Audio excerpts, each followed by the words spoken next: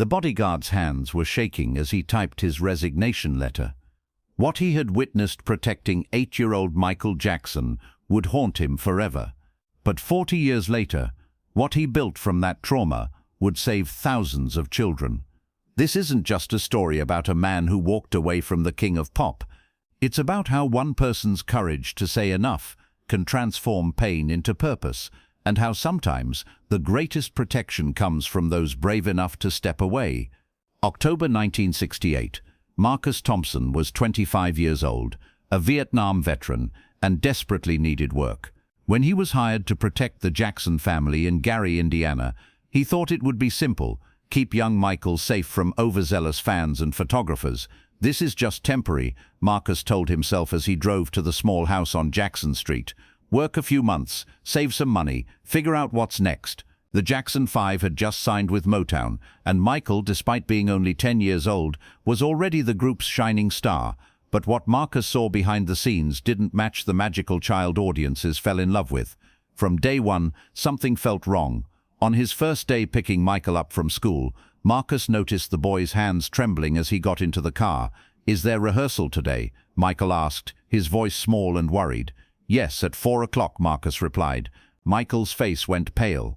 "Is Daddy angry?" The question hit Marcus like a punch. Why would a child's first concern be whether his father was angry? Over the following days, Marcus began to witness how Joe Jackson treated his children during rehearsals. While Marcus waited outside the practice room, the sounds from inside made his stomach turn. "Wrong. Again." Joe's voice would boom through the walls. From the top, "You're embarrassing yourself. If you can't get it right, someone else will take your place." One afternoon, Michael emerged from rehearsal with tears in his eyes, quickly wiping them away before anyone could notice. "Marcus," Michael said quietly as they walked to the car, "do you ever get scared?" "Of course," Marcus replied. "Everyone gets scared sometimes." "I'm scared all the time," Michael whispered. Those words stayed with Marcus all night. That evening, Marcus sat in his small apartment, staring out the window. He'd fought in Vietnam, faced death, seen things that would stay with him forever.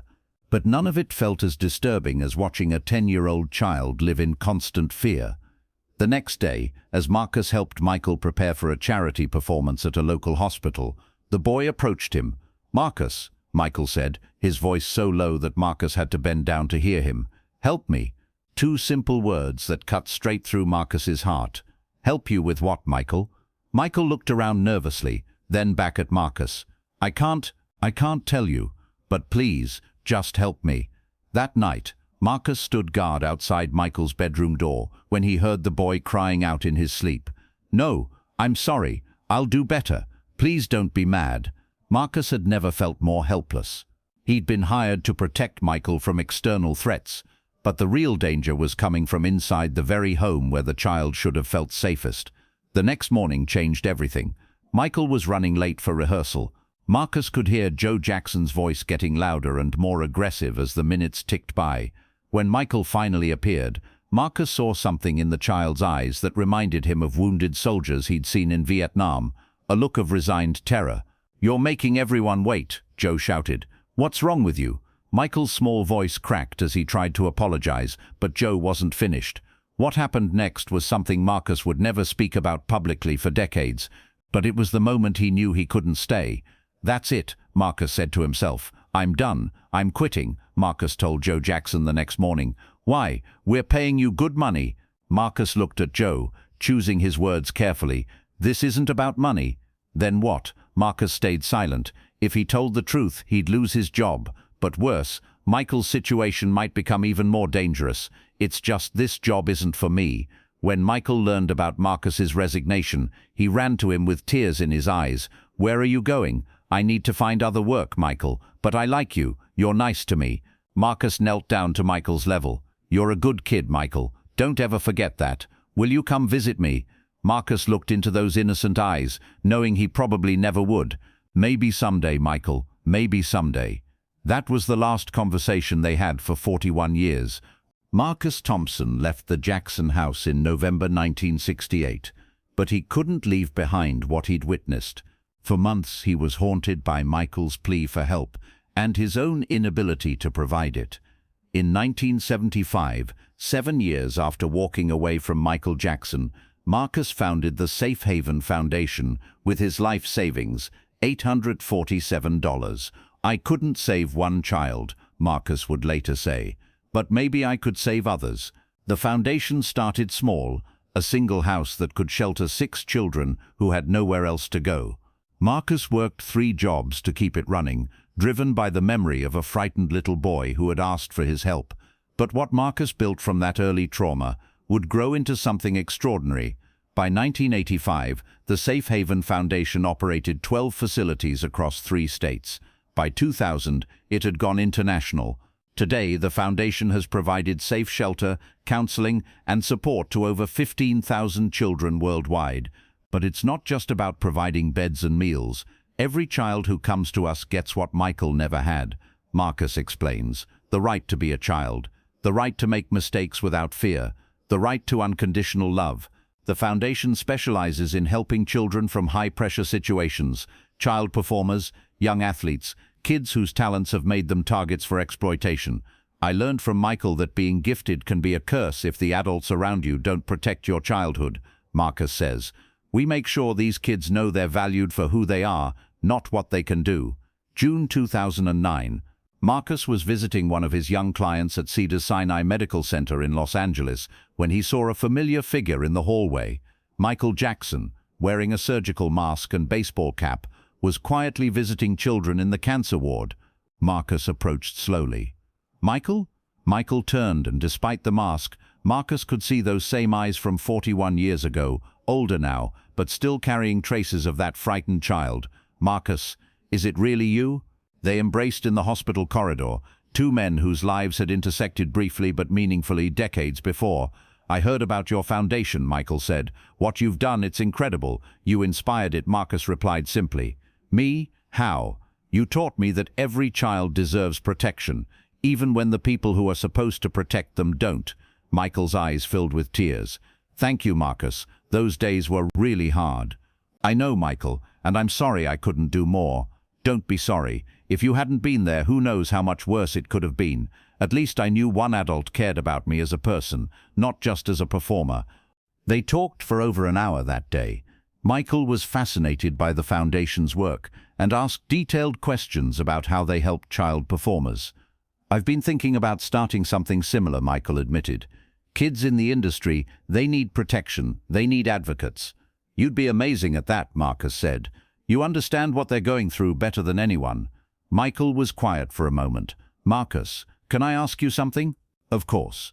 "When you quit, was it because of me? Did I do something wrong?" Marcus felt his heart break all over again. "Michael, no. You were a child. You did nothing wrong. I quit because I couldn't protect you the way you needed to be protected. And that failure, it changed my life." "Changed it how?" "It gave me a purpose. Every child I've helped since then, I've helped because of you." Michael wiped his eyes. "So something good came from all that pain?" "Something beautiful came from it, Michael. Thousands of children have safe homes because you asked me for help that day. I couldn't help you then, but you helped me find my calling." 3 weeks later, Michael Jackson died. Marcus learned about it from the news, like everyone else. But unlike the millions of fans mourning the king of pop, Marcus was mourning the little boy who had whispered, "Help me," in a Gary, Indiana hallway. At Michael's memorial service, Marcus sat in the back, remembering not the global superstar everyone was celebrating, but the frightened child who had shaped his life's work. After the service, Katherine Jackson approached him. "You're Marcus Thompson," she said. "Michael mentioned you." "He did. He said you were the only person who tried to protect him when he was little. He said you inspired him to help children." Katherine handed him an envelope. "He wanted you to have this." Inside was a handwritten note from Michael, dated just 2 weeks before his death. "Marcus, thank you for showing me what real protection looks like. Even though you couldn't save me then, you saved part of me that mattered. The work you do honors every child who needs a champion. Keep fighting for them. Men J." Also in the envelope was a check for $500,000 made out to the Safe Haven Foundation. Today, Marcus Thompson is 81 years old and still runs the Safe Haven Foundation. Michael's donation allowed them to open a specialized facility for child performers, the Michael Jackson Center for Young Artists. People ask me if I regret quitting that job, Marcus says from his office, which features a single framed photo of young Michael Jackson. But I don't see it as quitting. I see it as the moment I found my real job. The foundation now operates in 18 countries and has helped over 23,000 children. Every year on Michael's birthday, Marcus visits the children at the foundation and tells them about a little boy who asked for help and changed the world. Michael Jackson taught me something important, Marcus tells the children. Sometimes we can't change what's happening to us, but we can always choose what we do with those experiences. In recent years, Marcus has begun speaking publicly about his time with the Jackson family, not to sensationalize or blame, but to educate. People think protection is about stopping bad things from happening, he says. But sometimes protection means having the courage to walk away when you can't stop those things. Sometimes protection means using your pain to prevent others from experiencing the same pain. Marcus has testified before Congress about child protection laws and consults with entertainment companies about safeguarding young performers. The industry has changed since Michael's time, he notes. There are more safeguards now, more awareness, but we still have work to do. The foundation has helped draft legislation in 12 states requiring psychological support for child performers and limiting their working hours. Every law we pass, every child we save, every safe space we create, it's all Michael's legacy, Marcus says. He couldn't have a normal childhood, but his experience is helping thousands of other children have theirs. When asked what he wants people to understand about his story, Marcus is clear. This isn't about blame or scandal. This is about transformation. Michael Jackson's childhood pain became the foundation for my life's purpose. His suffering had meaning because it led to preventing other children's suffering. Marcus pauses, looking at Michael's photo. People remember Michael for his music, his dancing, his performances. I remember him for 2 words, help me. Those words changed my life and, through me, changed thousands of other lives. The Safe Haven Foundation's motto, displayed in every facility, reads, "Every child deserves a champion." It was Michael's suggestion during their final conversation. He understood better than anyone what it means to need someone in your corner, Marcus explains. Someone who sees you as a child first, not as a commodity or a talent or a source of income. Just a child who deserves love and protection. Today, many of the children who grew up in Safe Haven facilities are adults who work in child protection themselves. The foundation has become a pipeline for social workers, child psychologists and advocates. Marcus saved me when I was 8, says Dr. Sarah Chen, now a leading child psychologist in Seattle. But he also taught me that being saved means learning to save others.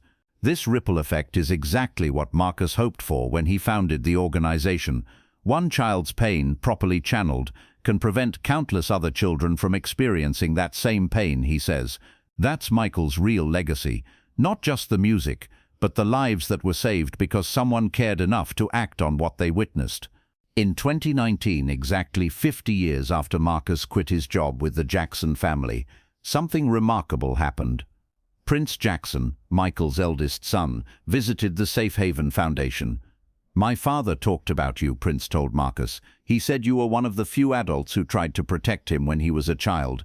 Your father inspired everything we do here," Marcus replied. Prince spent the day with the children, learning about the foundation's work. Before leaving, he made an announcement. "I want to join your board of directors," he said. "I want to help continue what you started in my father's honor." Today, Prince Jackson serves as the foundation's youngest board member and has helped establish 2 new facilities. "It feels like my father's story coming full circle," Prince says. "Marcus couldn't save my dad when he was a child, but Dad's experience enabled Marcus to save thousands of other children. Now I get to be part of that mission." When young people ask Marcus for advice, he often shares the hardest lesson he's learned. "Sometimes the most courageous thing you can do is walk away. I couldn't change what was happening to Michael in that house, but I could choose not to be complicit in it. I could choose to use what I witnessed to help other children." This philosophy has guided the foundation's approach to helping children. "We teach kids that they have the right to remove themselves from harmful situations," Marcus explains. "We teach them that walking away from something bad isn't giving up, it's the first step toward finding something better." The Foundation's most successful program, The Courage to Leave, helps children recognize unhealthy situations and develop strategies for seeking help. Michael never had that option, Marcus notes, but every child who comes through our doors learns that they do. In Marcus's desk drawer, he keeps 2 letters. One is Michael's final note to him. The other is a letter he wrote to Michael but never sent, dated November 15, 1968, the day he quit. The unsent letter reads, "Dear Michael, I'm sorry I can't protect you the way you need to be protected. I'm sorry the adults in your life care more about your talent than your happiness. I'm sorry you have to grow up so fast. But I promise you this, I will spend the rest of my life making sure other children don't have to go through what you're going through. Your pain won't be meaningless, it will save others. I hope someday you'll understand why I had to leave. Marcus." I finally got to give him that message, Marcus says, tears in his eyes. In that hospital corridor in 2009, I finally got to explain why I walked away. Today, Marcus Thompson is recognized as one of America's leading child protection advocates. He's received numerous awards, including the Presidential Medal of Freedom in 2018. But he insists he's not the hero of this story. Michael Jackson is the hero, Marcus says firmly. A 10-year-old child who was brave enough to ask for help, even when he knew that help might not come. A man who used his fame to quietly visit sick children and support foundations like ours. A father who made sure his own children had the protection he never did. Marcus points to a new addition to his office wall, a photo of Michael with his 3 children. That's his greatest victory. Breaking the cycle. His children had the childhood he never got to have. At 81, Marcus shows no signs of slowing down. The Safe Haven Foundation continues to expand, with new facilities planned for 3 more countries. As long as there are children who need protection, we'll be here, he says. That's the promise I made to Michael, and it's the promise I make to every child who walks through our doors. The Foundation's latest initiative, launched in 2023, focuses specifically on social media protection for young performers. The threats children face today are different from what Michael faced, Marcus explains, but the need for protection is the same. Children are still being exploited, still having their childhood stolen for profit. When asked what he wants people to take away from his story, Marcus is thoughtful. Everyone has a moment when they witness something wrong and have to decide what to do about it. You can look away, you can stay complicit, or you can act. I chose to act, even though it meant walking away from a good job. He continues, Michael Jackson's childhood was sacrificed on the altar of success. But that sacrifice didn't have to be meaningless. We made it meaningful by ensuring it would be the last sacrifice of its kind we could prevent. Marcus believes everyone has the power to transform pain into purpose. You don't have to start a foundation or dedicate your entire life to a cause, but you can choose not to be silent when you see a child in need. You can choose to speak up, to step in, to care. People debate Michael Jackson's legacy, Marcus says, but for me, it's clear. His legacy isn't just Thriller or the moonwalk or breaking racial barriers in music. Though all of that matters, Marcus walks over to a wall covered with photos of children who've been helped by the Foundation. His legacy is right here. Every child who has a safe place to sleep tonight because of what I witnessed in 1968.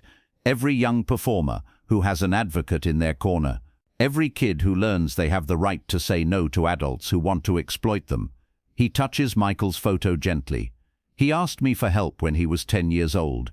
I couldn't help him then, but I've spent 55 years answering that request, and I'll spend whatever time I have left continuing to answer it. As our conversation winds down, Marcus shares one final thought. People sometimes ask me if I think Michael would have been happier if he'd had a normal childhood. That's impossible to know. But I know this, the children we've helped have had normal childhoods because Michael didn't. Marcus believes this is how pain becomes purpose, when our suffering prevents others from suffering the same way. Michael Jackson's pain didn't end with him, it transformed into protection for thousands of other children. That's not tragedy, that's triumph. In the Foundation's main hallway hangs a quote from Michael Jackson, "I will never stop helping and loving people the way Jesus said to." Below it, Marcus has added his own words, "And we will never stop protecting children the way Michael needed to be protected." Marcus Thompson was hired to protect Michael Jackson for a few months in 1968. He quit after 6 months, unable to protect the child from the very people who should have been protecting him. But that failure became his purpose. The bodyguard who couldn't save one child became the guardian who saved thousands. Today, 23,000 children have found safety because a 25-year-old Vietnam veteran had the courage to walk away from a job when he realized he couldn't do what he was truly hired to do: keep a child safe. "I was supposed to protect Michael Jackson," Marcus says. "Instead, Michael Jackson protected me from a life without purpose, from the regret of doing nothing, from the pain of staying silent." The bodyguard's hands were shaking as he typed his resignation letter in 1968. Today, those same hands, now 81 years old, still shake sometimes, but now it's from the overwhelming joy of knowing that one child's cry for help became a lifetime of answers for thousands of others. Michael Jackson asked Marcus Thompson for help in a hallway in Gary, Indiana, in 1968. Marcus is still answering that call, and somewhere perhaps the king of pop is finally at peace, knowing that his childhood pain became thousands of other children's protection. That's the real legacy of Michael Jackson. Not just the music that moved the world, but the man who made sure no other child would have to whisper "help me" into the darkness without someone listening. Sometimes the greatest protection comes from those brave enough to step away. Sometimes the most important job you'll ever have is the one you quit to do something more meaningful. And sometimes a single moment of witnessing pain can become a lifetime of preventing it. This is the story of Marcus Thompson, the bodyguard who quit protecting Michael Jackson and spent 55 years protecting children instead. The hands that once shook while typing a resignation letter now shake with pride, knowing that one child's pain became thousands of other children's hope. That's not just a career change. That's transformation. That's legacy. That's love.